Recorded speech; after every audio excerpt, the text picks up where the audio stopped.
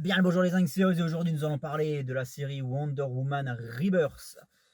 Série que j'avais déjà commencé à lire il y a plusieurs mois en arrière et puis j'avais abandonné en cours de route, ne m'étant pas plus investi que ça dans l'histoire. Et j'avais repris au tome 5, ce qui m'avait donné envie de relire les 4 précédents. Donc du coup, j'ai tout relu et j'en profite pour vous faire cette review. Étant donné que c'est une série assez longue et que je risque d'en oublier pas mal en cours de route parce que c'est pas énorme et quand c'est pas exceptionnel, j'oublie très vite ce que je lis. Eh bien, j'ai décidé de faire cette vidéo en plusieurs shots, en plusieurs cuts. Il y aura un cut par arc, peut-être même par tome. Comme ça, au moins, ça m'évitera d'oublier ce que j'ai lu. Voilà, tout simplement. Et donc, on commence forcément avec Wonder Woman Rebirth tome 1. Le retour de Greg Rucka sur le personnage. Greg Rucka, c'est un amoureux de la princesse Amazon. Il avait déjà travaillé au début et milieu des années 2000 sur ce personnage et il en avait livré un run exceptionnel que je vous invite à découvrir dans l'excellente collection Greg Rucka présente Wonder Woman disponible en 3 tomes chez Urban Comics. Vraiment un des runs modernes les plus prenants et les plus incroyables sur le personnage. Et donc en 2016, eh bien, Rucka revient pour Rebirth sur Wonder Woman. Et il nous livre un arc découpé en 2 temporalités bien distinctes. Le passé, puis 10 ans après, le présent. Et ceci est très important, vraiment, puisque du coup, il a décidé de nous raconter l'arc au passé dans les épisodes pairs. C'est pour cette raison que dans le tome 1, vous ne retrouverez que les épisodes pairs, que les issues pairs, 2, 4, 6, 8 et 12. 10, 12, je vais y arriver. Tout simplement parce que voilà, les épisodes pairs concernent le passé et les épisodes impairs qui sont eux publiés dans le tome 2, eh bien, nous racontent le présent, donc 10 ans après ceci. Et l'arc au passé, eh bien, il s'intitule Year One, en référence bien évidemment aux origin story de chez DC Comics, puisqu'ici Rucka décide de rebooter totalement le personnage et de nous livrer donc une toute nouvelle version de ses origines pour les besoins de Rebirth, puisque je vous rappelle que Rebirth à la base était voulu comme un soft reboot plutôt comme un relaunch, mais voilà, il fallait attirer de nouveaux lecteurs et pour ce faire, eh bien, quoi de mieux finalement que de re-raconter les origines de Diana, bien qu'on les connaisse par cœur. Pour ce faire, sur les épisodes pairs et donc l'arc Year One, l'arc passé, Rucka se fait aider de Nicolas Scott, avec un style très reconnaissable puisqu'il aime beaucoup utiliser des grandes colonnes comme ça, verticales voire même horizontales, des grandes cases. Donc son style est reconnaissable au premier coup d'œil et avec un travail absolument incroyable sur les visages, les expressions, les regards. C'est très très joli. Alors Rucka ne révolutionne pas le schmilblick dans cette origin story, c'est-à-dire qu'il reprend vraiment les grandes lignes des canons, hein, à savoir Steve Trevor qui se crache sur l'île des Amazones, et de ce fait les Amazones qui prennent ça pour un avertissement et qui décident de désigner une émissaire pour l'envoyer dans le monde des hommes confronté à Ares, puisqu'apparemment ce serait donc Ares qui menacerait la sécurité de tous, aussi bien des Amazones que des hommes, et donc c'est pour cette raison que Diana est sélectionnée après une incroyable épreuve olympique. Tac, que je vais essayer de vous retrouver. Voilà, une fois de plus, c'est juste sublime. On s'incline devant la magnificence des dessins. Et donc Diana est sélectionnée pour représenter les Amazones, pour devenir une espèce d'ambassadrice finalement dans le monde des hommes dans lequel elle est envoyée en compagnie de Steve Trevor. Donc vous voyez, il n'y a rien de bien nouveau, hein, c'est vraiment très classique, ça reprend l'origin story telle qu'elle était déjà racontée en 1941, lors des toutes premières publications sur le personnage. Donc à ce niveau-là, Rucka reste très sage. Par contre, il y a quelques petites différences, très infimes, mais qui ont le mérite d'être signalées. Le fait que Steve Trevor ne soit pas le seul à s'écraser sur l'île, puisqu'en réalité l'avion qui se crache comportait toute son escouade. Donc c'est assez tragique parce que du coup, Trevor il perd tous ses hommes, dont son meilleur ami, dans le crash. Mais il reste quand même le seul homme à survivre et de ce fait le seul homme à rentrer en contact avec les Amazones et à poser un pied humain sur Themyscira. Donc vous voyez, il n'y a pas vraiment de renouveau, on va dire. Parmi les nouveautés, une qui m'a un peu moins plu, c'est le fait que Diana reçoive ses pouvoirs de la part des dieux une fois arrivée dans le monde des hommes.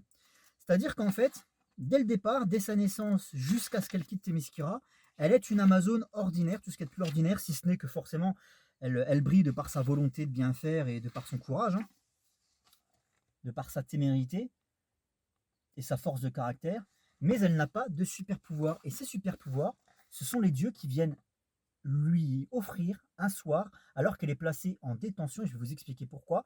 Voilà, les dieux arrivent, ils sont représentés sous la forme d'animaux, et donc ils viennent la voir dans sa cellule, et ils vont lui donner donc ce qu'on appelle des dons, à savoir ses super pouvoirs. Et donc du jour au lendemain, eh bien, Diana elle va être capable de déplacer des montagnes, et notamment de décrocher les barreaux de sa cellule. Donc, vous voyez, j'aime pas trop cette petite variation au niveau de l'acquisition de ses pouvoirs. Moi, je préfère ce qu'avait fait Azzarello, pour le coup, puisqu'Azzarello nous contait que Diana était la fille d'Hippolyte, reine des Amazones, et de Zeus, le dieu des dieux. Lui qui avait donc d'ailleurs écrit cela différemment, puisqu'à la base, Diana, je vous le rappelle, bon, vous le savez forcément, vous avez vu le film, eh bien, elle est sculptée par Hippolyte, un soir de profonde détresse et de profonde solitude. Sa mère, eh bien, finalement, qui est en plein désespoir de ne pouvoir donner la vie, elle sculpte une petite poupée dans la glaise de Témiskyra, et ce sont les déesses et les dieux fondateurs de l'île qui viennent donner vie à cette poupée et lui donner ses super pouvoirs. Voilà, donc c'est comme ça que naît Wonder Woman dans la version classique, puis Azzarello, donc l'histoire avec la coucherie finalement entre Zeus et Hippolyte. Et de cette coucherie naîtra plus tard Diana. Voilà. Donc ça, on balaye un petit peu tout ça d'un revers de main. Et puis donc cette nouvelle variation, je suis moins fan. Je suis beaucoup moins fan. Il y a vraiment ce côté ferme ta gueule, c'est magique. Vous allez me dire c'est du Wonder Woman, hein, quoi qu'il arrive, mais je sais pas. J'accroche moins à cette version. Une fois, alors pourquoi est-ce que Diana se retrouve derrière les barreaux? Ben, tout simplement parce que quand elle arrive sur le monde des hommes à bord de son avion invisible, forcément ça suscite quelques petites interrogations, et donc de ce fait elle est placée en garde à vue afin qu'on procède à quelques expérimentations sur elle. Pas des expérimentations au sens péjoratif du terme ou aux sciences scientifiques, c'est juste une petite enquête en fait finalement, c'est juste une petite enquête, voilà, pour essayer de rentrer en contact avec elle, elle qui ne parle pas un mot d'anglais, essayer de rentrer en contact avec elle, de savoir qui elle est, d'où elle vient et pourquoi. Tout ça sous la supervision bienveillante de Steve Trevor et d'Etta Candy. Donc rien de mal. Etta Candy, le personnage qui a subi un petit blackwashing des familles au passage. Voilà, elle qui était généralement représentée comme une petite blanche, blonde, rondouillarde, chef des pom-pom girls, ben ici elle a level up. Elle a level up parce que du coup elle est carrément, c'est devenu une femme, c'est devenu une militaire. D'ailleurs c'est Perez qui avait déjà proposé cela à l'époque dans les années 80. Mais voilà, on reprend cette idée que Keta Candy, eh bien c'est une femme forte, tous les sens du terme, et qu'elle elle fait partie intégrante de l'armée américaine. C'est une espèce d'Amanda Waller, mais du bon côté. Donc voilà, voilà. Alors qu'est-ce qui se passe une fois qu'elle arrive dans le monde des hommes? Ben, elle rencontre toute la clique, hein, donc Barbara Ann Minerva, célèbre archéologue, qui est d'ailleurs à deux doigts de trouver l'entrée de Témiskyra, hein. Ça c'est très important à noter. Elle rencontre donc forcément Etta Candy, Steve Trevor elle l'avait rencontré sur l'île, et donc va se nouer comme ça entre les personnages, et bien une certaine alchimie qui fonctionne plutôt bien, j'ai trouvé. Voilà, avec une petite séance ici au centre commercial, au restaurant, vous voyez, avec des petits jeux, avec le lasso de vérité. Donc j'ai trouvé que l'alchimie fonctionnait bien entre les personnages mythiques du lore de Wonder Woman. Et donc dans ce monde des hommes, elle va être très vite confrontée à un groupe terroriste, le groupe SEAR, S-E-A-R, qui va commettre des exactions absolument horribles. De toute façon, c'est des terroristes. Et elle va se rendre compte que derrière le groupe terroriste SEAR se cache une menace beaucoup plus grande, beaucoup plus importante, qui finalement est à l'origine de sa venue dans le monde des hommes. Mais cela, elle ne le sait pas encore. Voilà. Donc, une fois de plus, ça reste super, super beau. Je vous le rappelle, je ne suis pas du tout connaisseur dans le domaine artistique, donc je ne vais pas vous parler des dessins, hein. Voilà, tout ce que je peux faire, c'est vous faire admirer. Voilà.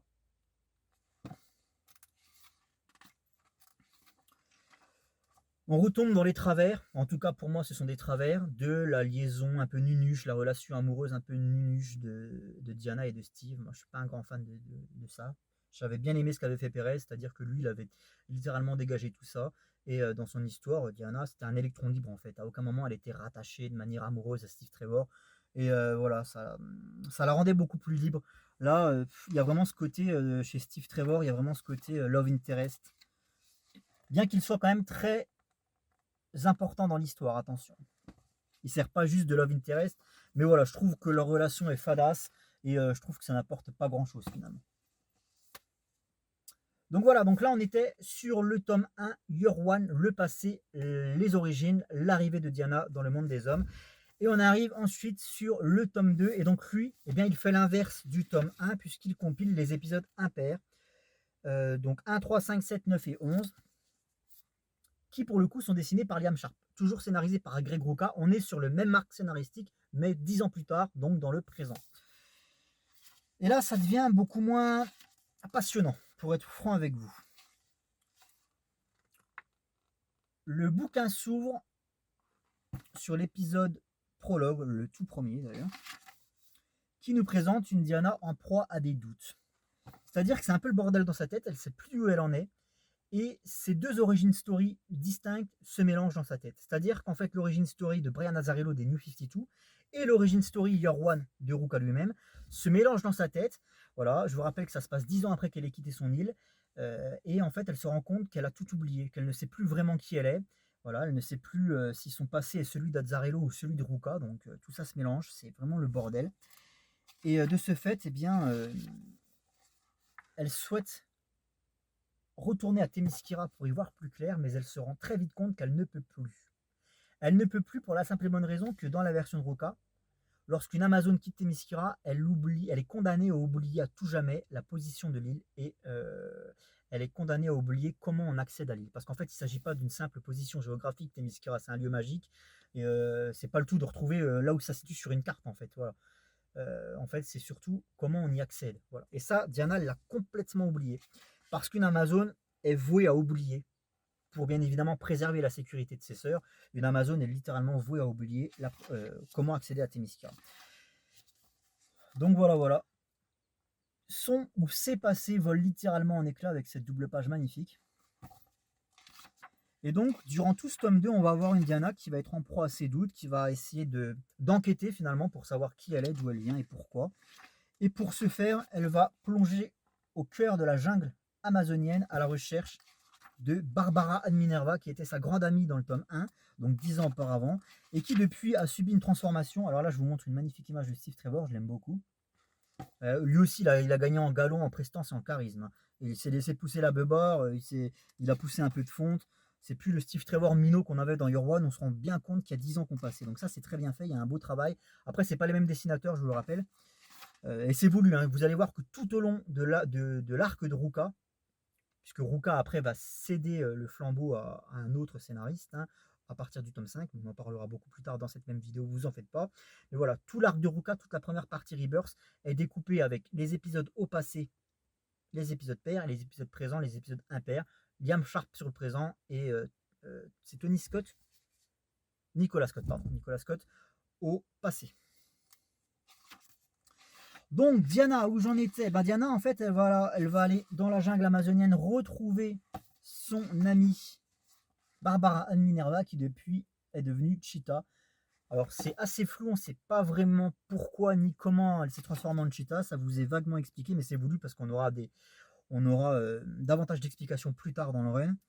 Mais voilà, les fans de Liam Sharp seront contents parce que c'est une fois de plus sublime.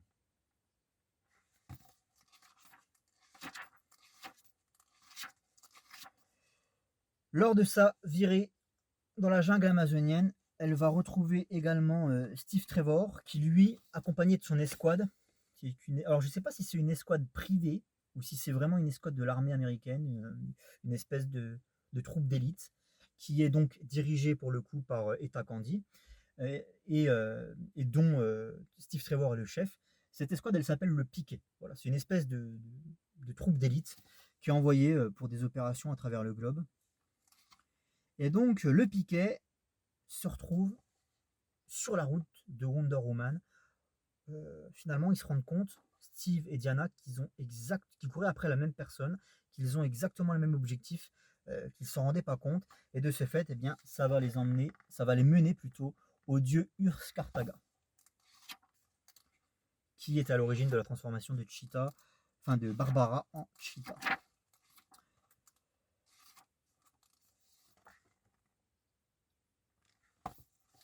beaucoup moins passionnant. C'est compliqué pour pas grand chose, j'ai envie de vous dire. Oh putain, alors ça, celle-là, je suis obligé de vous la montrer parce qu'autant je suis pas fan de leur romance, mais alors par contre, regardez cette planche-là, elle est juste sublime. Avec la lumière, tu sais, du crépuscule là derrière, c'est juste à se damner, quoi. Alors ensuite, tome 3, tome 4, les petits gars, avec des magnifiques couvertures de Jenny Frison, hein, voilà, qui a signé l'intégralité des couvertures de la série. Tome 3 et tome 4, qui sont bien évidemment les suites de ce qui a été initié par le tome 1, toujours Greg Rucka au scénario. On a toujours Liam Sharp pour les épisodes impairs qui se situent au présent. Par contre, pour le passé, Nicolas Scott a cédé la place à Bilquis Evely sur les épisodes pairs. Voilà. Donc on retrouve cette alternance de temporalité entre les épisodes pairs et impairs, passé, présent. Cette fois-ci, ça n'a pas été séparé en des tomes bien distincts puisque tout est mélangé. Et vous avez en l'occurrence sur le tome 3 les épisodes 13 à 20. Et sur le tome 4 qui marque la fin du run du Rucka, les épisodes 21 à 25. Après quoi Rucka cédera la place concernant Wonder Woman Rebirth, pour le scénario en tout cas. Bref, alors qu'est-ce que ça raconte? C'est là où ça va être compliqué pour moi, hein. Diana est persuadée d'être retournée sur son île depuis qu'elle l'a quitté, hein, les événements qui nous sont racontés dans Year One. Diana était persuadée qu'elle était déjà retournée sur son île, jusqu'à ce qu'elle apprenne que finalement non, lorsqu'une Amazone quitte Themyscira, elle ne peut pas y retourner. Elle n'y a plus accès. C'est un moyen de protéger l'île et de préserver les Amazones. Et donc elle a fait ce sacrifice en partant de l'île 10 ans plus tôt. Mais elle se persuade qu'elle y est déjà retournée. Par quel moyen, on ne sait pas vraiment.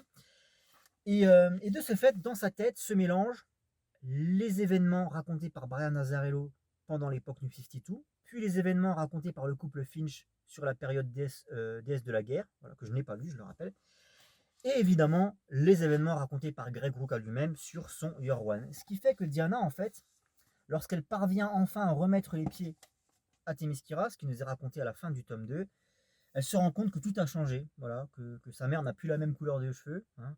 Alors, il y a peut-être des coiffeuses sur Themyscira, mais c'est pas là le problème, c'est que c'est plus du tout la Hippolyte qu'elle a quittée il y a 10 ans. Voilà. Tout a changé, elle retrouve pas toutes ses sœurs, il y en a des nouvelles, enfin voilà, c'est le bordel, c'est pas la Themyscira qu'elle a quittée 10 ans plus tôt. Qu'est-ce qui s'est passé, bordel de merde? Et donc du coup, c'est ce qui va la faire sombrer dans la folie totale, c'est-à-dire qu'elle va perdre complètement la boule. Alors là, pour le coup, je disais que les épisodes impairs étaient dessinés par Liam Sharp. Là, c'est pas le cas.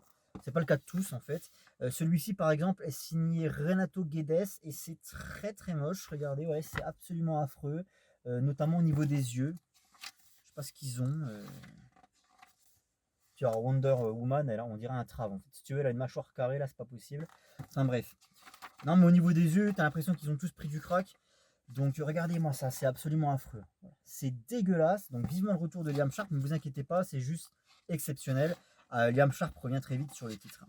Concernant la partie graphique de Bilquis Evely, je suis pas très très fan. J'ai l'impression que tous les visages se ressemblent, notamment les visages féminins. Et puis t'as l'impression qu'ils ont tous la goutte au nez en fait. Parce qu'ils ont tous le petit bout du nez rouge. Vous voyez là, par exemple, tous les personnages ont le nez rouge. Alors soit ils sont tous alcooliques, soit c'est le printemps, ils ont tous le rhume des foins, comme moi actuellement. C'est pour ça que je renifle, je suis désolé. C'est le rhume des foins, c'est une catastrophe. Alors, Diana donc qui a sombré dans la folie et elle est placée à l'asile, voilà, afin de la protéger. Ses amis, notamment Eta et Steve, la placent à l'isolement. Et donc elle est mise clairement hors jeu, hein. Donc il n'y a pas de Wonder Woman pendant un petit bout de temps, elle n'est plus en capacité de revenir sur le devant de la scène. Pendant ce temps-là, Eta Candy et Steve Trevor ainsi que Barbara se font pourchasser par les troupes du général Marou, que vous connaissez, c'est le Docteur Poison, voilà, pour ceux qui ont vu le film, hein, c'est un ennemi mythique de Wonder Woman, le Docteur Marou, Docteur Poison. Et donc là, pour le coup, le personnage a été complètement modernisé puisqu'il s'agit d'une chef d'escouade qui utilise toujours le poison pour arriver à ses fins, mais voilà, c'est pas aussi kitsch que ça peut l'être dans le film, par exemple. Et donc le docteur Marou et sa troupe d'élite est employé évidemment par cette blondinette Veronica Cale, un personnage créé par Greg Rucka lui-même au début des années 2000 dans son run sur le personnage. Voilà. Veronica Cale, elle se fait approcher par ces deux loustiques que vous voyez là, qui sont Phobos et Deimos, les fils d'Arès, et qui ont pour but de trouver Themyscira. Et donc, en très gros, ils vont maudire la fille de Veronica Cale en lui enlevant son visage. euh, et voilà, et ça se passe au tout début, en fait, de l'arrivée de Diana dans le monde des hommes. C'est le bordel au niveau de la temporalité, je vais revenir là-dessus. Voilà. Lorsque Diana arrive dans le monde des hommes, Phobos et Deimos aussi, et c'est à ce moment-là qu'ils infligent une malédiction à la fille de Veronica Cale, qu'ils obligent Veronica Cale forcément à travailler pour elle. Et quelle est cette obligation? Eh bien, la demoiselle blonde va devoir retrouver Themyscira, puisque Diana elle-même ne sait plus, lorsqu'elle arrive dans le monde des hommes, je vous le rappelle, Diana ne sait plus comment retourner à Themyscira. Elle ne le sait plus du tout, ça a été complètement effacé de sa mémoire, et donc du coup, Phobos et Deimos ont tenté de la sonder pour savoir comment accéder à Themyscira, mais ils ont bien vu qu'elle était amnésique, ça ne sert à rien. Du coup, ils se retournent vers Veronica Cale, puissante businesswoman, puissante femme d'affaires, qui elle-même va utiliser Barbara Ann Minerva, qu'elle sait capable de retrouver Themyscira, puisque Barbara Ann Minerva, c'est la seule humaine qui a été capable d'approcher de très très près l'entrée secrète de Themyscira, sans avoir réussi à passer le portail, puisque le portail est magique. Il faut l'accord des dieux pour pouvoir passer de l'autre côté. Mais voilà, en tout cas, Barbara de Minerva, dans le passé, elle a réussi à approcher de très très près le portail. Et donc, Véronica Cale le sait. Et c'est pour cette raison qu'elle-même va se tourner vers Barbara pour l'aider à retrouver le portail et de ce fait lever la malédiction qui pèse sur sa fille. Ouais, c'est vraiment compliqué, un tel qui est utilisé par un tel qui va devoir utiliser un tel pour arriver à leur fin, c'est un bordel. Mais là où c'est vraiment le bordel, je trouve, dans cette histoire, c'est dans la façon dont c'est raconté. Autant c'était intéressant d'avoir d'un côté, d'avoir séparé les temporalités en début de run avec l'origin story, puis l'arrivée de Diana dans le monde des hommes, 10 ans, et puis donc ce qui s'est passé donc 10 ans après. C'était cool d'avoir vraiment le passé et 10 ans après, donc le présent. Mais là, le problème, c'est que plus tu avances dans les arcs passés, plus la temporalité en elle-même avance, c'est-à-dire que plus les arcs passés se rapprochent du présent. Et c'est là où ça devient le bordel, parce qu'à la limite, quand il y a 10 ans d'écart entre le passé et le présent, c'est lisible, les personnages n'ont pas la même tronche, voilà, tu sais parfaitement ce que tu lis, tout est parfaitement intelligible. Mais quand les événements passés se déroulent seulement 2 ans avant ceux du présent, mais qui sont quand même racontés dans les arcs passés, ça devient un bordel phénoménal. Et je trouve que ça manque clairement. Ce run, en fait, aurait pu être sympathique dans ce qu'il propose parce qu'il est assez novateur. Et il y a pas mal de prises de risque de la part de Ruka, notamment lors du dénouement final, lorsqu'on apprend pourquoi Themyscira. Voilà, je vous en dis pas plus. Pourquoi Themyscira, finalement. Il y a une explication que j'ai trouvée très, très couillue de la part de Ruka. Vraiment, il a complètement révolutionné le truc pour le coup. Mais le problème, c'est que ça souffre vraiment d'un manque de lisibilité avec cette alternance passé-présent tout au long du run. Et ça en devient presque illisible, quoi. Vraiment, tu sais jamais où t'en es. Donc c'est problématique. C'est problématique. Quoi qu'il arrive, c'est sauvé par la partie graphique parce que même si j'ai dit un petit peu du mal des visages de Bilquis Selvi, c'est quand même assez joli dans l'ensemble, on va pas se le cacher. Liam Sharp, c'est sublime. Je suis pas trop fan de son style, mais ça reste quand même à ceux d'année. On retrouve des personnages mythiques du lore Wonder Woman, à savoir le Minotaur Ferdinand, ça fait plaisir. Hein. Personnage qui avait été beaucoup utilisé par Gruka dans son run il y a plus de 20 ans, enfin il y a 20 ans. Donc pourquoi pas. Le fond est pas mal, c'est la forme qui me dérange. C'est vraiment la forme qui me dérange. Des choses un peu téléphonées, tu vois, le fait que t'as un épisode qui se termine sur un soi-disant cliffhanger. Alors, est-ce que c'en est un réellement? Diana qui se prend une balle, voilà. Oh, Diana, non! Diana va-t-elle mourir d'une balle? Voilà. Enfin, tu vois, il y a des choses un peu téléphonées, comme ça, très prévisibles, et c'est un petit peu dommage. Il y a des personnages qui ont quand même pas mal d'épaisseur psychologique. Je pense notamment au cas de Veronica Cale, personnage très intéressant pour le coup. C'est pas juste une simple méchante, ça reste une femme d'affaires très puissante qui utilise l'argent pour arriver à ses fins. Mais ça reste une mère de famille quand même, tu vois. Et donc, je trouve que c'est un personnage qui est très intéressant. J'ai pas du tout aimé ce que Ruka a fait de Circe. Voilà, une espèce de rock girl là, fan de Bon Jovi, je crois. Enfin, il y a un truc comme ça. Voilà, ça c'est Circe. J'aime pas du tout cette représentation, trop moderne pour le coup. Et elle est insupportable. Quand elle prend la parole, elle est vraiment insupportable. Elle parle trop en fait. Bref, c'est pas la Circé que j'avais forcément envie de voir. Il y a eu une réelle et franche volonté de la part de Ruka de mettre quelque chose de frais sur la table. Le problème, c'est pas tant le fond en fait dans cette histoire, bien que honnêtement, hein, honnêtement, c'est très en dessous de ce à quoi il nous avait habitués sur le personnage, Ruka. C'est pas mémorable, quoi. C'est clairement le genre d'histoire qu'on oublie 2 semaines après l'avoir lu, parce qu'il s'y passe pas vraiment grand chose de vraiment notable. Euh, et puis, il y a des facilités scénaristiques, bordel, tu vois, le personnage Cyberwalker, là,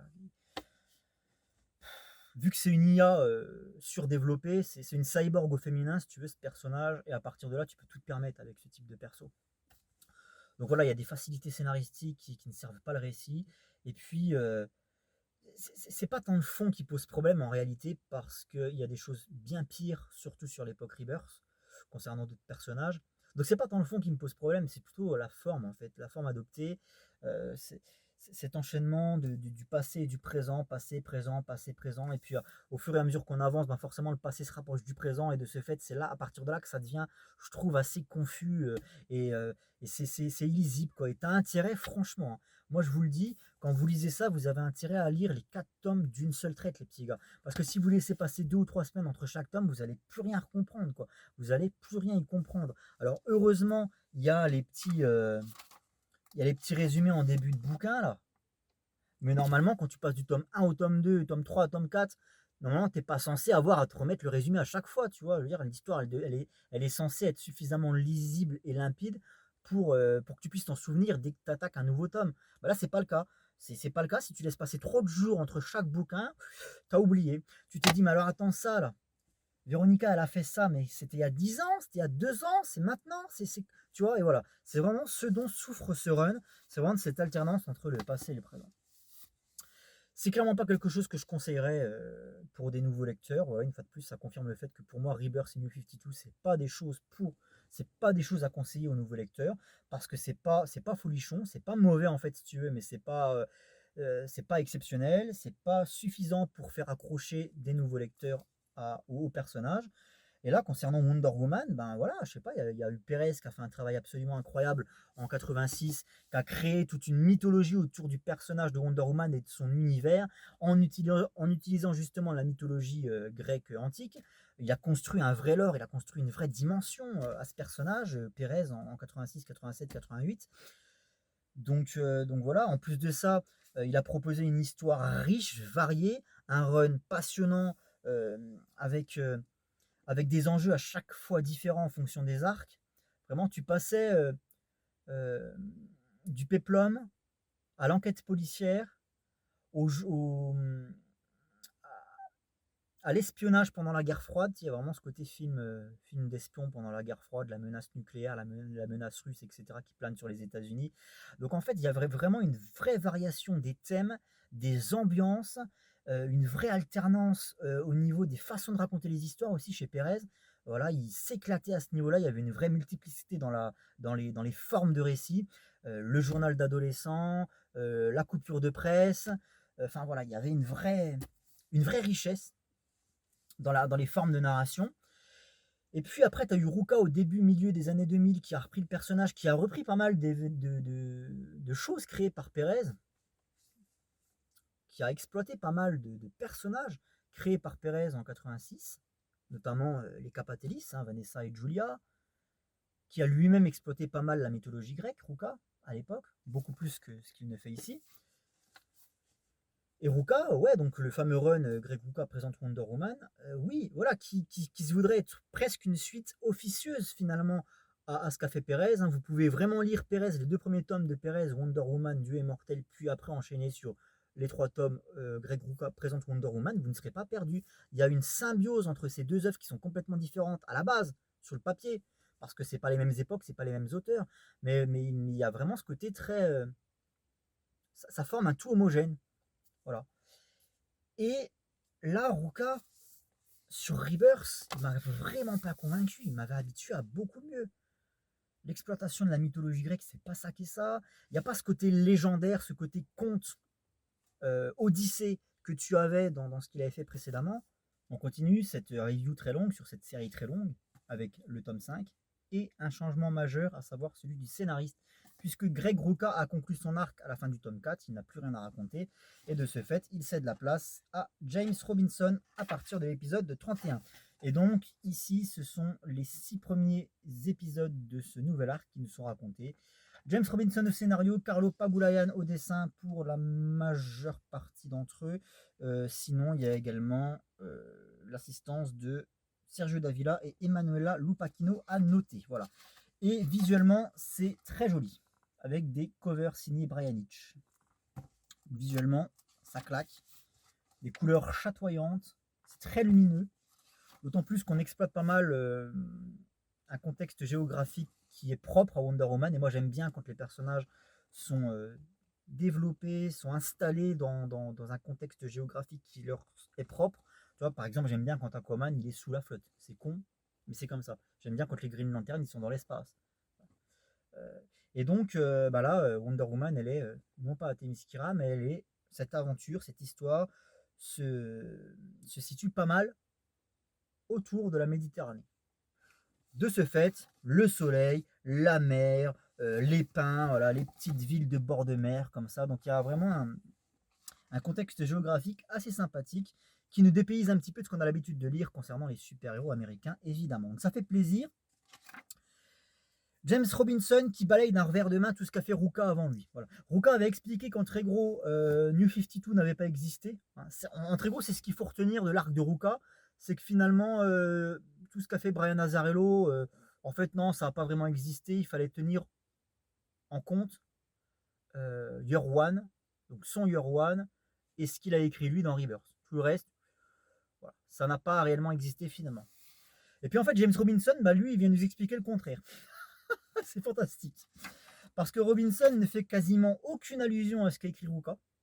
Tu as l'impression que tu pars vraiment sur un tout nouvel arc. Là, pour le coup, tu n'as même pas besoin d'avoir lu les 4 premiers. Tu peux t'acheter le tome 5 direct, en fait. Voilà. Et alors, qu'est-ce qu'il nous raconte, Robinson?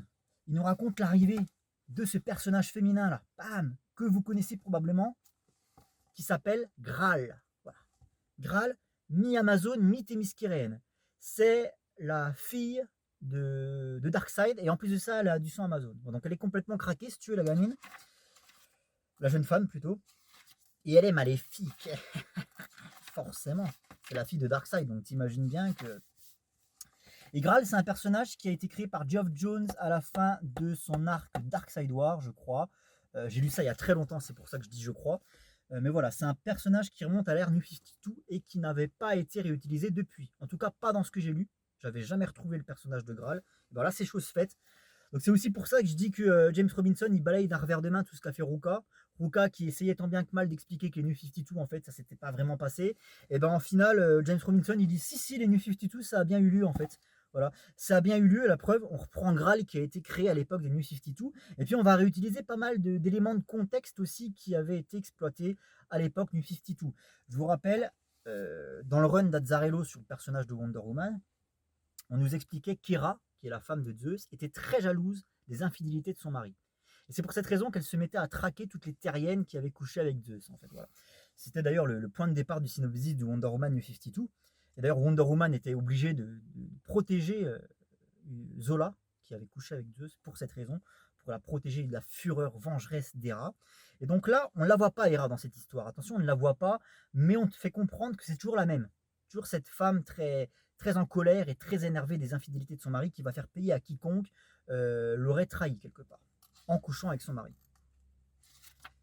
Donc c'est aussi pour ça que je dis qu'on reprend pas mal de choses de l'époque New 52, comme si James Robinson tentait vraiment d'établir des ponts avec l'ère New 52 en passant par-dessus ce qu'a fait Rucka sur l'ère Rebirth.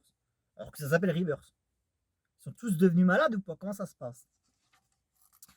Bref, donc comme j'expliquais, Zeus c'est un peu un Kintu si tu veux. Il a des enfants un peu partout dans le monde. J'avais un collègue, c'était un peu la même chose. Zeus c'est un peu un Kintu, il va fourrer son pinceau à droite à gauche, et de ce fait il a des enfants un peu partout. Et Graal, sachant cela, elle se met en tête de traquer, de retrouver et de tuer tous ces semi-dieux, tous ces enfants de Zeus, dans le but que son père, Darkseid, dont elle a rallié la cause pour le coup, voilà, il est là, absorbe l'énergie vitale de ces dieux. En fait, le but, voilà, il y a un côté un peu Highlander. Le but, c'est d'aller tuer ces demi-dieux pour que Darkseid absorbe leur énergie vitale. Côté Highlander, Darkseid qui a été transformé en bébé, en nourrisson, dans un event que je n'ai pas lu, donc je ne pourrais pas vous en parler, j'en suis désolé. Mais voilà, il faut comprendre qu'au début de ça, Darkseid, c'est un bébé. Et donc, le seul moyen pour lui de recouvrer toute sa pleine puissance et son aspect original, eh bien, c'est d'absorber l'énergie de Dieu, de semi-dieu pour le coup. C'est plus facile. Les dieux, c'est un petit peu moins accessible, un peu plus compliqué. Donc voilà le leitmotiv de Graal et de Darkseid. Et donc forcément, au fur et à mesure qu'il va tuer les demi-dieux, Darkseid, il va retrouver sa puissance, et il va grandir, il va retraverser toutes les étapes d'une vie. Hein. Donc il va passer du stade de nourrisson à celui de jeune enfant, à celui d'adolescent, adulte, etc., etc. Et donc plus on va aller dans l'histoire, et plus on va avoir un Darkseid qui grandit et qui évolue physiquement. Donc ça, c'est assez intéressant. C'est un peu comme une renaissance, une nouvelle vie pour le perso. Et vous voyez que je vous mentais pas, hein, c'est magnifique, hein, visuellement c'est sublime. Après, scénaristiquement, ça vaut pas grand chose parce que c'est très simpliste. Bon, le coup du super méchant qui doit en tuer d'autres pour récupérer leur énergie, voilà. J'ai envie de te dire, ça va pas chercher midi à 14h. Alors, qu'est-ce qui fait que Diana va se retrouver dans cette histoire finalement? Bah, Diana, c'est la fille de Zeus. En tout cas, c'est ce que nous expliquait Azzarello. Donc, une fois de plus, le pont est construit avec les New 52. Et elle n'est pas seule à être la fille de Zeus, comme j'expliquais sur Terre. Il y a aussi ce jeune garçon qui se trouve également être, en plus du fils de Zeus, le fils d'Hippolyte. Donc en très gros, c'est le frangin de Diana. Voilà. Donc Diana, elle retrouve son frère qui s'appelle Jason. Alors c'est pas le Jason des légendes, hein. C'est pas Jason les Argonautes, c'est un autre. Mais voilà, elle le retrouve euh, puisqu'elle invente son existence, donc elle se met en quête de le retrouver. Et elle y arrive, elle y parvient. Jason, lorsqu'il était bébé, les Amazones ont tenté de le cacher sur Themyscira. De le cacher de qui? Je le répète, de la fureur d'Héra. Parce qu'Héra, elle n'aurait peut-être pas été contente de savoir que Zeus avait encore niqué un coup, je sais pas qui, et qu'il y avait un enfant qui résultait d'ailleurs de cet adultère. Et de ce fait, les Amazones ont tenté de planquer Jason sur Themyscira, mais c'était compliqué parce que il avait un zizi, si tu veux, c'était un garçon. Voilà. Parmi les Amazones, difficile à cacher, si tu veux. Et donc, Jason, il a été confié dès sa naissance, quasiment, dès son plus jeune âge, à des Amazones. Les Amazones l'ont confié, pardon, à un marin, pas n'importe quel marin. Il s'appelle Glaucos. J'adore ce prénom, Glaucos. Le mec s'appelle Glaucos et c'était un marin des légendes. C'était le marin du Jason des légendes. Et Glaucos, il a atteint l'immortalité en mangeant des herbes magiques. C'est un peu ferme ta gueule, c'est magique. Je joue la corde, mais voilà. Glaucos, c'est pas un simple humain, c'est un humain doué d'immortalité parce qu'il a mangé des herbes magiques. Et donc c'est lui qui récupère le gamin. Un petit peu comme les Kent finalement récupèrent Kal-El. Hein. Il y a un petit peu cette histoire en parallèle. Voilà. Et donc Glaucos, il va élever Jason.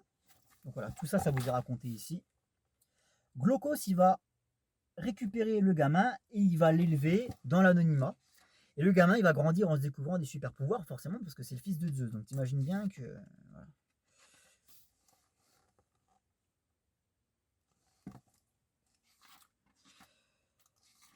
Et qu'est-ce qui va amener Diana et Jason à se retrouver? C'est évidemment Graal. Graal qui pourchasse les enfants de Zeus, les enfants des dieux, pour nourrir de leur énergie son père. Voilà. Donc combat entre Graal, Jason et Diana. Et c'est à peu près tout ce que ça raconte. Voilà. Là où c'était confus, fouillis dans l'arc de Ruka, là vous inquiétez pas, on retombe sur des trucs peut-être beaucoup trop simples pour le coup, tu vois. Vous allez dire, oh c'était chiant, tu reproches à Ruka d'être un petit peu trop compliqué dans ce que ça raconte. C'est pas que c'était compliqué Ruka, c'est que ça prenait des détours pour raconter une chose extrêmement simple finalement. C'est ça que je reproche à Ruka. C'est d'avoir utilisé une forme qui ne servait pas le propos. Là, ça va droit au but. Voilà. C'est Diana et son frère qui affrontent Graal et Darkseid parce qu'ils veulent pas mourir. C'est tout, voilà, ça va pas plus loin. Alors ça ira peut-être plus loin, par contre c'est sublime, hein, putain, franchement. Ça ira peut-être plus loin dès le tome 6, parce que normalement c'est la suite de cet arc. Suite et fin de la review complète sur la série Wonder Woman Rebirth, en français évidemment. Alors, deux petites choses. La première, désolé pour la contre-plongée. J'ai guère pu faire autrement étant donné que j'ai cassé ma caméra, que je ne suis pas dans la voiture et que c'est beaucoup plus difficile de caler le téléphone. J'ai bricolé un truc avec 2-3 bouquins si tu veux, mais c'est pas vraiment optimal quoi, bref. Donc désolé pour la contre-plongée. Et de deux, je me suis rendu compte en faisant cette série de vidéos qu'il manquait 5 issues dans la publication FR de Wonder Woman Rebirth. Qu'est-ce que vous avez branlé Urban là? C'est-à-dire qu'en fait tu passes du tome 4 qui marque la fin du run de Ruka au tome 5 qui marque le début de celui de Robinson. Tu passes de l'épisode de mémoire 26 à l'épisode 31. Donc où sont ces 5 issues, bordel de merde? Alors j'ose imaginer qu'il n'avait pas grand intérêt de toute manière, puisque ayant fait 100, ça ne m'a pas choqué dans la lisibilité. Étant donné que tu passes du run de Ruka à celui de Robinson, que les deux arcs n'ont absolument rien à voir, ça choque pas en fait qu'il manque quelque chose entre. Mais c'est juste que j'ai l'impression, si tu veux, de ne pas en avoir eu pour mon argent, quoi. J'ai l'impression d'avoir acheté un menu Maxi Best of Big Mac, mais qu'en ouvrant le carton là dans la bagnole, je me suis aperçu qu'il manquait le verre de coca, si tu veux. Donc en fait, ça m'emmerde. Voilà, donc, appel à témoins. Si jamais vous retrouvez les issues 26, 27, 28, 29 et 30 de Wonder Woman Rebirth, faites-le moi savoir et dites-moi où est-ce que je peux lire ça. En français, évidemment. Ai-je besoin de préciser? Allez, on s'en fout. Wonder Woman Rebirth, tome 6. Je parlerai également du tome 7 dans cette même vidéo. Le tome 7 qui marquera la fin avec, je crois, l'épisode 50 ou 51. Et donc la fin du run de James Robinson sur le personnage, en tout cas de ce qui a été publié en VF. Donc on retrouve évidemment Robinson au scénario et au niveau des dessinateurs. Voilà, c'est une farandole de noms, hein. On a toujours Emanuela Lupacchino qui était déjà présente sur le tome 5. On a Carmen Carnero. On a Stephen Segovia sur le 7, accompagné de Jesus Merino. Donc, ils ont fait appel à des artistes latins pour parler de Wonder Woman, pour s'exprimer sur le personnage de Wonder Woman, pourquoi pas. Bref, je sais même pas si c'est un choix artistique ou si c'est juste le fruit du hasard. On s'en bat les couilles. Épisode 38, le chant du cygne. Bam! C'est d'ailleurs le titre que porte le tome 6. Le chant du cygne, évidemment une référence à Silver Swan, les petits gars. Alors, qui c'est Silver Swan? Os, qu'est-ce que tu me racontes là? J'ai fait un trombinoscope, les petits mecs, sur le personnage de Silver Swan. Voilà. Donc si vous ne la connaissez pas du tout, cette nana, allez voir le trombinoscope en question. Silver Swan, qui est une super vilaine mythique du lore de Wonder Woman. Il y en a eu 3 dans l'histoire. La première, Hélène Alexandros, qui est probablement la plus anecdotique, bien que ce soit quand même la première. Pré-Crisis on Infinite Earth, d'ailleurs, elle a littéralement disparu après Crisis. On ne l'a plus revue, la petite Hélène, qui était une danseuse étoile, hideuse de visage, et qui a pactisé avec le diable. C'était pas vraiment le diable, c'était Mars, le dieu de la guerre. Pas Arès, Mars, l'équivalent romain. Et donc, en l'échange de la beauté, voilà, tout ça, la beauté éternelle et tout ce qui va avec, elle acceptait de donner son âme à Mars, qui l'a utilisé forcément et qui en a fait une super vilaine, à savoir Silver Swan, une belle demoiselle dotée d'ailes angéliques. Voilà. D'ailes de cygne pour le coup. Et puis, après Crisis on Infinite Earth, lorsque Perez reprend le personnage de Wonder Woman en main, il concocte sa propre Silver Swan avec Valérie Baudry, un petit peu la même histoire mais modernisée, toujours une femme très laide qui pactise avec le diable, mais pas le même pour le coup. Elle signe un accord avec un puissant businessman, peu scrupuleux, qui, afin de lui faire retrouver une beauté qu'elle n'aura jamais connue finalement, elle accepte de donner son corps à la science, quoi. Et donc forcément elle devient Silver Swan. Voilà. Alors c'est quoi Silver Swan? C'est généralement une belle blonde dotée d'ailes d'ange, comme j'expliquais, qui vole. C'est mieux avec des ailes, tu vois, ça sert à quelque chose. Métallique ou pas, c'est-à-dire qu'en fonction des versions, les ailes sont tranchantes. C'est le cas pour la troisième version dont on va parler aujourd'hui. Et puis, le point commun de ces 3 Silver Swan, c'est qu'elles peuvent émettre un cri supersonique, une onde de choc avec la voix, un petit peu comme Black Canary, si tu veux. La 3e Silver Swan, celle qui nous intéresse donc aujourd'hui, c'est probablement la plus connue, mais également la plus cruelle. Il s'agit de Vanessa Kapatelis. Rien que ça, les petits gars. Alors, rapide historique de Vanessa Kapatelis. Putain, j'en chie déjà sur cette review. Vanessa Kapatelis, fille de Julia Kapatelis. Julia Kapatelis, c'est la meilleure amie, entre guillemets, de Diana dans le run de Georges Pérez dans les années 80. C'était une grecque immigrée aux États-Unis avec qui Diana sympathisait dès son arrivée aux États-Unis, forcément, puisque c'est une compatriote.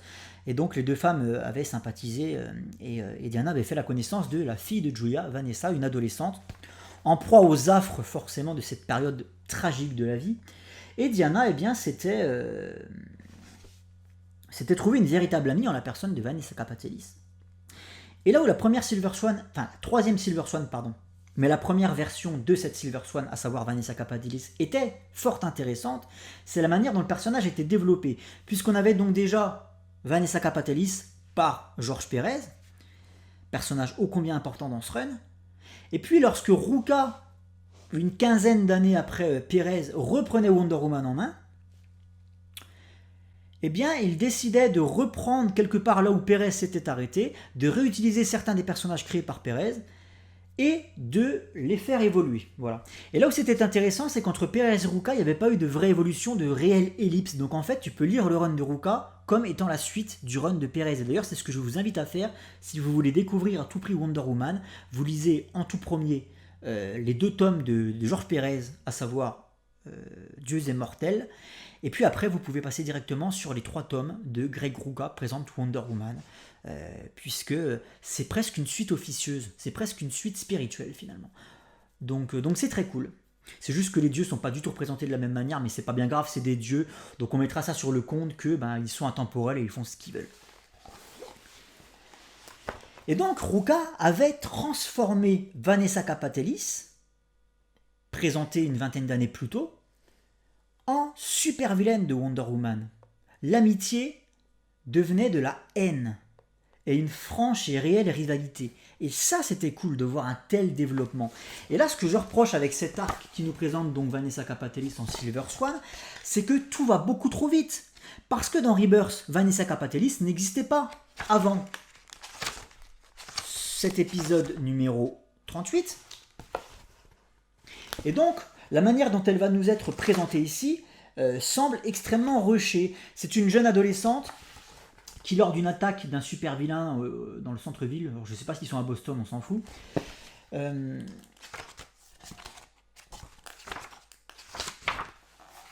est retrouvée sous les décombres. Donc Diana la sauve évidemment, mais la jeune femme, dans l'accident, elle a perdu l'usage de ses jambes.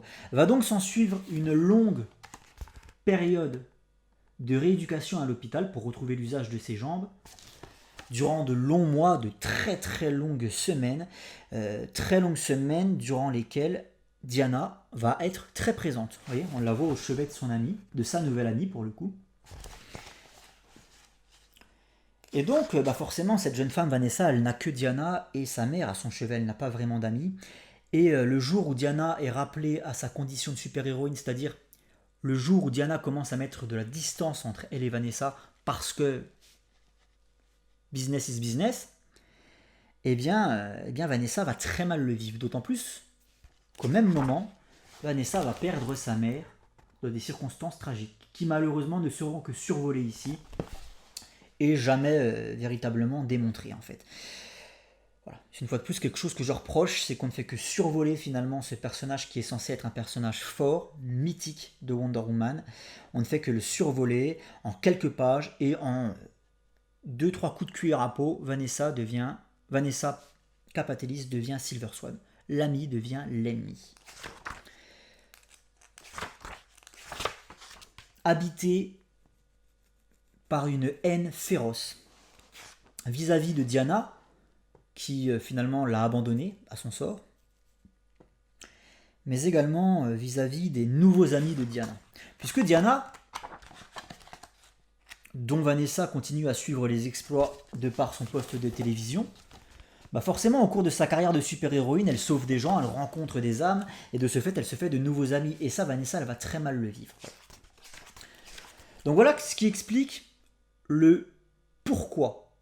Et ce qui expliquerait le comment, alors là c'est du what the fuck total. En très gros, afin d'être guéri, un médecin va proposer à Vanessa d'être la sujette d'une expérience médicale visant à la reconstruire de l'intérieur par de la nanotechnologie, des nanites. C'est un petit peu le même délire que Cyborg, de ce que j'ai cru comprendre, en tout cas de la version moderne de Cyborg, c'est-à-dire que voilà, ce sont des nanites qui vont te reconstruire de l'intérieur, mais attention à ce qu'ils ne prennent pas le dessus sur ta psyché. Et c'est là tout le problème. C'est qu'en plus de modifier physiquement Vanessa, lui conférant donc cette allure de Silver Swan qu'on connaît, à savoir cette paire d'ailes, pour le coup métallique et extrêmement coupante. Je crois pas que ce soit le cas des autres Silver Swan, pour le coup je m'en rappelle plus, mais il me semble que c'était des ailes en plume, alors qu'elles ce sont vraiment des ailes métalliques. C'est une arme, hein, clairement. En plus de la doter de ces ailes, on ne sait pas comment, on ne sait pas pourquoi, hein, voilà. Je veux bien que des nanites, des robots issus de la nanotechnologie te recousent la jambe si tu veux. Je veux bien le croire, mais par contre, pourquoi les ailes? C'est quoi le programme, quoi? C'est quoi le projet? Bah, ça ne nous est pas vraiment expliqué, une fois de plus. Et donc, bah voilà comment Vanessa se retrouve sur la route de Diana et veut lui faire payer cet affront de l'avoir abandonnée alors qu'elle n'était qu'une adolescente dans un lit d'hôpital. Alors, c'est très joli. C'est très très joli, c'est d'ailleurs le point commun de tous les arcs qui vont suivre jusqu'au tome 7, c'est que c'est très joli mais c'est un peu nunuche finalement.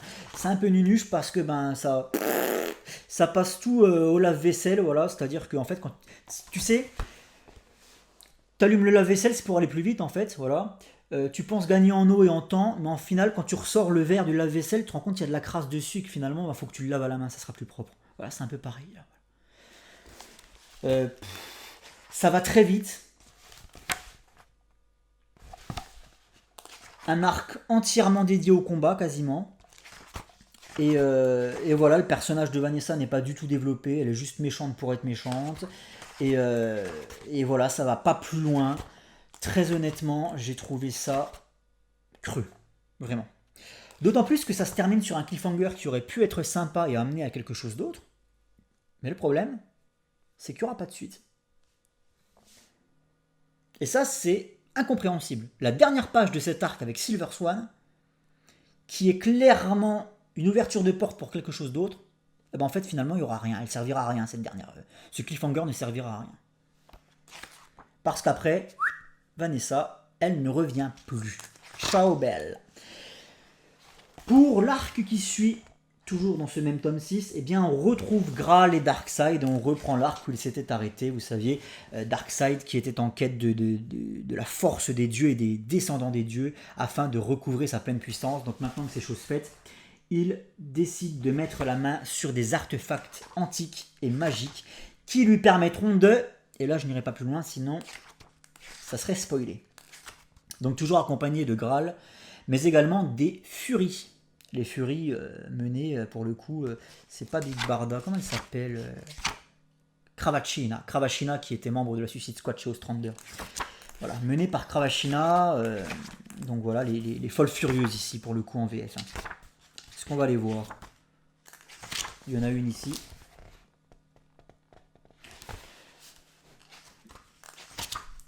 Jason qui disparaît de la circulation pendant une semaine dans le bouquin et qui, lorsqu'il revient, est doté d'une armure complètement cheatée qui lui confère la force des dieux de l'Olympe. Tous les pouvoirs des dieux de l'Olympe. La vitesse de Mercure, la sagesse d'Athéna et tutti quanti, etc., etc. Complètement cheaté. Qu'est-ce que j'en ai pensé? Une fois de plus, c'est beau. Voilà, magnifique. Mais ça raconte rien de plus que ce que l'arc, à ses débuts, ne nous laissait envisager, quoi. Darkseid qui met la main sur des artefacts magiques pour, en très gros, consolider son pouvoir sur la Terre. Ça va pas chercher plus loin. Pampan à la bagarre, comme dirait notre ami G, que je salue si jamais il regarde cette vidéo. Pampan à la bagarre, je veux bien, mais sur 200 pages, si tu veux, il y a un moment où stop, quoi.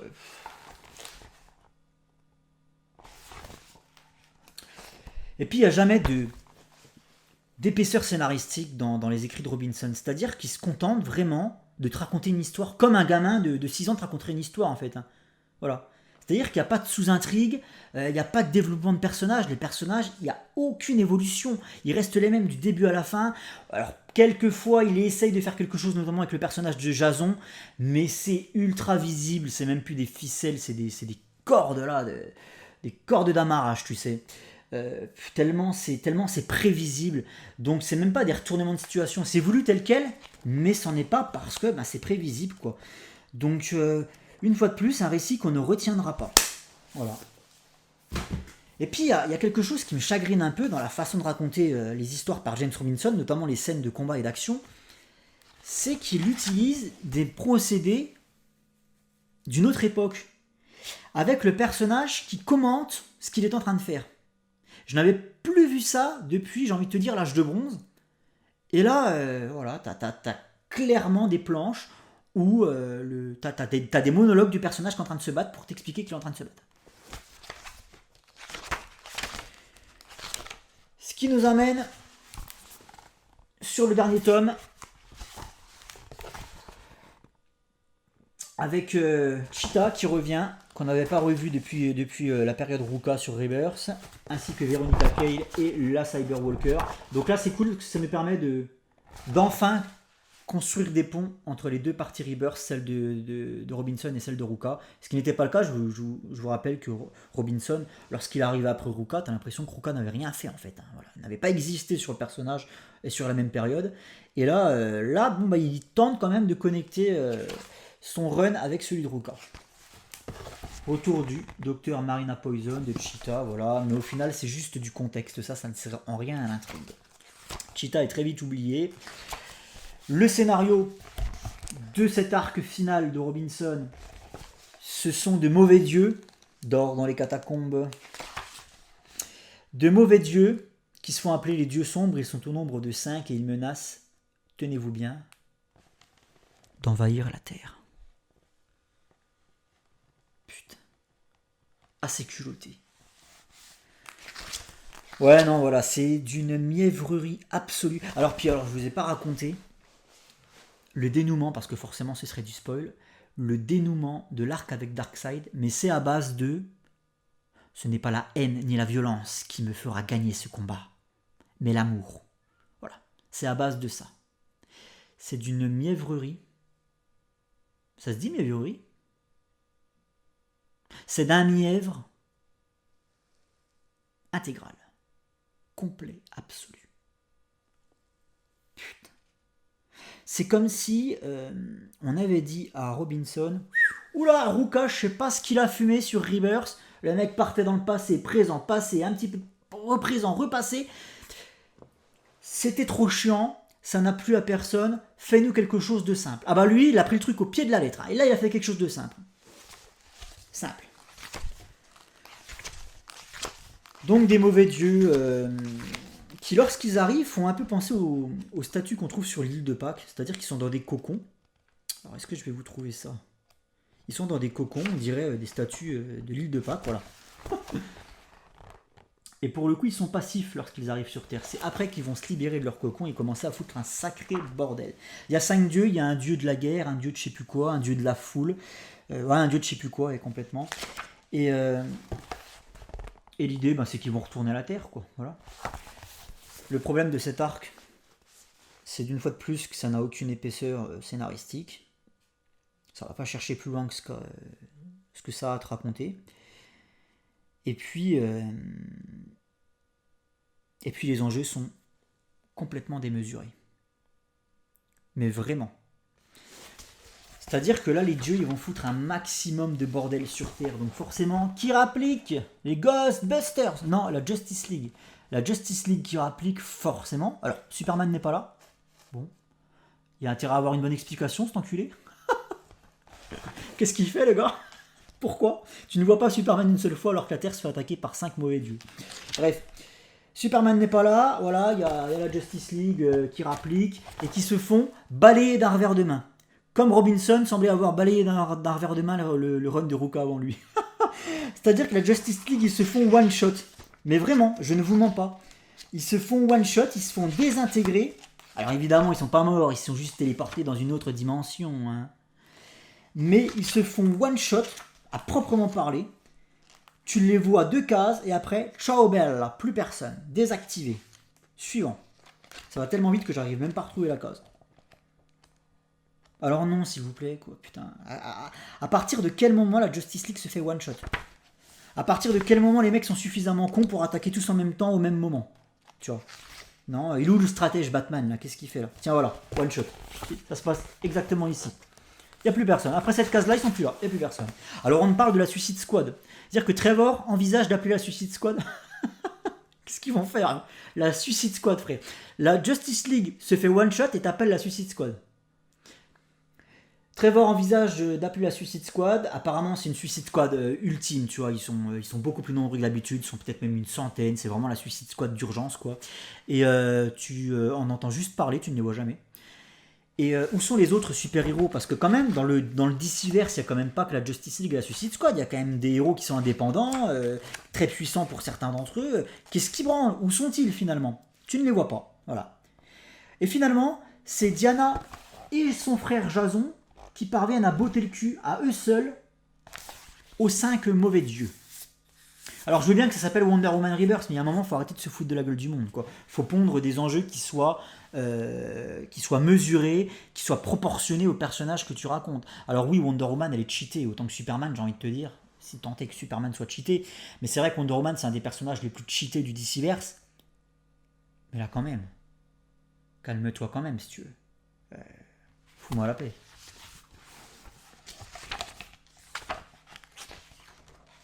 Et toujours une tentative de twist qui tombe à l'eau littéralement. Et puis c'est tellement plat finalement dans ce que ça raconte, que le final est saccagé au niveau du rythme, au niveau de la forme de narration. Le final est complètement saccagé parce qu'il est raconté en flashback. C'est-à-dire qu'en fait, quand tu arrives au moment crucial, tout est raconté au présent, voilà, dans le feu de l'action. Et quand tu arrives sur le grand final, ben en fait, ça t'est raconté par Diana et Steve. Donc tu sais qu'ils ont survécu puisqu'ils sont en train de te raconter ce qui s'est passé au passé. Mais rien à foutre quoi, t'as l'impression que le mec en avait absolument rien à carrer. Bref, on retiendra pas ça, comme on retiendra probablement pas Jason. Je sais pas s'il reviendra, Jason, à la fin de cet arc. Honnêtement, je ne sais pas s'il reviendra un jour dans les publications d'ici. S'il pouvait s'abstenir, ça m'arrangerait. Parce que, une fois de plus, c'est un personnage qui a l'image de l'arc qui l'a vu naître. Anecdotique. Voilà. Anecdotique. Aucune épaisseur. Aucun caractère. Origin story vue et revue. Qui dégage. Qu'on ne le revoie plus, mec. Voilà. Qui reste à Themyscira où là il a atterri. Et honnêtement, j'ai plus envie de le revoir, ces mecs. J'ai plus envie de le revoir parce qu'en plus de ça, il y a une tentative de voler la vedette à Diana quoi, dans son propre titre et ça me casse les couilles. Voilou. Du coup, je suis assez content parce que je viens enfin à bout de cette série Rebirth qu'il m'aura fallu lire et relire et re-relire. Mention spéciale au Run de Ruka qu'il m'aura fallu lire 2 fois en tout et pour tout. Pour en comprendre le sens finalement et tenter de m'en souvenir pour la suite. Robinson, ce ne sera pas le cas. Si je devais résumer ce que j'ai lu là dans les 7 tomes Wonder Woman Rebirth, je dirais que Ruka c'était pas terrible, c'était mieux avant, mais au moins il tente des trucs, tu vois. Je ne conseillerais pas Rebirth, ni pour les fans du personnage, quoique, je vais revenir là-dessus, mais encore moins pour les novices et pour les gens qui seraient désireux de découvrir Diana. C'est une idée de merde de commencer avec Wonder Woman Rebirth tellement c'est naze. Voilà. Idée de merde, idée de chiotte. Des origin story sur le personnage, on a eu des 15 fois mieux. Pérez. Même Morrison s'en était mieux tiré sur Earth One. Et puis, ça manque d'épique, bordel de merde. Ça manque d'épique, ça manque de grandiose, ça manque de poésie. C'est pas la Diana que j'ai envie de lire, c'est pas la Diana que j'ai été habitué à lire, bordel. Il est où le côté conte grec, mythologie, tu vois, légende grecque? Il n'y a pas de ça. Il n'y a pas de ça. C'est même vachement triste, vachement pessimiste. Il y a un côté dark torturé dans le run du Ruka qui passe mal. Euh, Bref, le run de Ruka, qu'est-ce que j'en pense? C'était franchement pas terrible, mais au moins il avait quelque chose à raconter lui, voilà, que t'aimes ou que t'aimes pas, au moins c'était assez original, pas sur l'origin story, pas sur Your One, mais sur l'arc présent. C'était quand même assez original, assez couillu, notamment ce qu'il a fait de Themyscira, pourquoi pas, voilà, pourquoi pas. Ça a au moins le mérite de susciter l'intérêt quand t'es vraiment fan du personnage, parce que ça te le fait découvrir sous un autre angle. Et puis ça exploite des personnages phares comme Cheetah, comme Veronica Cale, comme Eta Candy, comme Steve Trevor, donc finalement la galerie principale. Même, il y a même Ferdinand, donc ça fait plaisir. Mais alors Robinson, lui, à part Steve Trevor, il n'y a personne d'autre, à part son Jason, là, nul. Et puis alors lui, c'est vraiment... c'est d'une simplicité navrante. Voilà.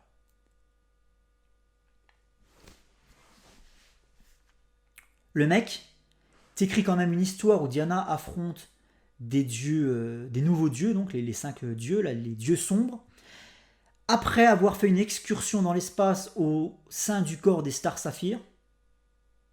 Voilà, oui, il y a ça. Bon. D'ailleurs, il faut savoir que l'arc principal des dieux sombres, là, est relié à Batman Metal. Alors, vous n'avez pas besoin de lire Batman Metal pour comprendre vraiment le délire. Hein. La preuve, c'est que je ne l'ai pas lu et j'ai compris ce qui s'est passé. Il faut vraiment être neuneu pour ne pas comprendre ce qui se passe là-dedans.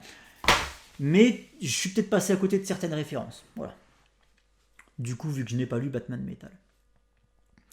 Donc Robinson, je sais pas, il y a une vraie galerie, il y a un vrai... Wonder Woman, c'est un personnage qui a un univers à exploiter, bordel de merde. Il y a des personnages forts. Tous les super-héros d'ici ne peuvent pas se targuer d'avoir un tel univers autour d'eux. Regardez Cyborg. Là, Diana, il y a quelque chose à exploiter. Tu peux écrire des histoires passionnantes sur ce personnage sans aller chercher des dieux de je sais pas quoi, là, dieux sombres. Je veux dire, elle a suffisamment de dieux à son actif, elle. Non? Les dieux de l'âme, ça te parle pas, mec? Limite, tu peux y mêler les dieux d'autres mythologies terriennes. Pourquoi aller chercher des dieux intergalactiques de mon cul qui n'existent pas? Pourri. En plus de ça, au niveau du character design, ils sont moches. Voilà. Ils sont moches, il n'y a rien d'emblématique, il n'y a aucune symbolique, il n'y a pas de grandiose une fois de plus, il n'y a pas d'iconisation dans leurs dieux sombres. Là. Alors, je vais essayer de vous les retrouver. Mais pourquoi aller chercher des personnages à la con comme ça? Silver Swan, il en fait rien. Au contraire, il rush le personnage et finalement, ben, ce n'est pas que de le servir, ce personnage. Non, il n'y a aucune exploitation du lore de Wonder Woman. Voilà les fameux dieux, regardez. Alors la double page est sublime. Hein. Attention, hein. Je ne remets pas en doute les qualités graphiques parce que franchement, que ce soit Carlo Pagulayan ou Emanuela Lupacchino ou même Stephen Segovia que je ne connaissais absolument pas, il y a du très très beau. Hein. Mais par contre, ça vaut clairement pas le coup. Voilà. Aucune exploitation de l'univers de Wonder Woman. C'est plat, c'est mièvre. Il y a même pas Diana Prince n'existe pas, c'est Wonder Woman du début à la fin. C'est-à-dire que quand elle va se coucher, la meuf, elle est habillée en tenue de Wonder Woman. Elle a pas d'alter ego civil, non, ils savent pas ce que c'est. Tu vois, non. Donc en fait, ça m'emmerde de dire ça. Voilà. Je ne le conseille pas, ça coûte cher en plus, il y a quand même 7 bouquins entre 15 et 20 balles. Hein. Donc ça coûte cher, la série complète. Moi, je suis un grand fan du perso, vous l'aurez deviné, donc du coup, ben, je me le suis permis si tu veux, mais non, quoi. Non, non. À chier les bulles. À chier les bulles, voilà, j'ai envie. Alors, c'est pas complètement terminé parce qu'il me reste encore sur la période Rebirth, et les plus malins d'entre vous me l'auront probablement signalé dans les commentaires, il me reste les 2 tomes Guerre et Amour. Padam! Guerre et Amour, qui est en réalité la continuité de Rebirth. C'est juste que ça ne s'appelle pas Rebirth. Et si les mecs de chez Urban avaient été un tant soit peu logiques, ils auraient appelé ça Diana Prince Wonder Woman. Comme Arthur Curry Aquaman, comme Clark Kent Superman, pardon, comme Selina Kyle Catwoman, qui étaient en réalité les suites et fins de la continuité Rebirth. C'est juste qu'ils avaient relaunché le truc pour éviter d'appeler ça Aquaman Rebirth tome 27. Voilà. Bah là, non. pour le coup, ils ont carrément décidé de changer la mise en page, l'habillage, le format titre. Je ne sais pas pourquoi. Bref. J'en parlerai, mais je ferai ça dans une autre vidéo parce que celle-ci va être extrêmement longue. Donc du coup, j'en parlerai. Je vais m'atteler à lire ce truc et le petit frère qui va avec. Et puis, je vous en reparlerai très bientôt dans une vidéo qui sera dédiée à Guerre et Amour. J'espère que c'est bien. Il y a un changement de scénariste. Hein. C'est plus Robinson. Donc, j'espère que ça vaut le coup. Il y a toujours Emanuela Lupacchino, donc ça peut le faire. Voilà. Hein? T'as intérêt. T'as intérêt. Et les covers, ça, c'est le gros point fort de la série. J'en ai pas parlé, ou alors très peu. Mais c'est Jenny Frison sur les covers, les petits gars. Regardez, celle-ci, c'est ma préférée, je crois. Ouais. Avec les plumes qui rappellent Silver Swan. Jenny Frison, magnifique. D'ailleurs, elle est fort mignonne, elle aussi. Bref, ciao les amis.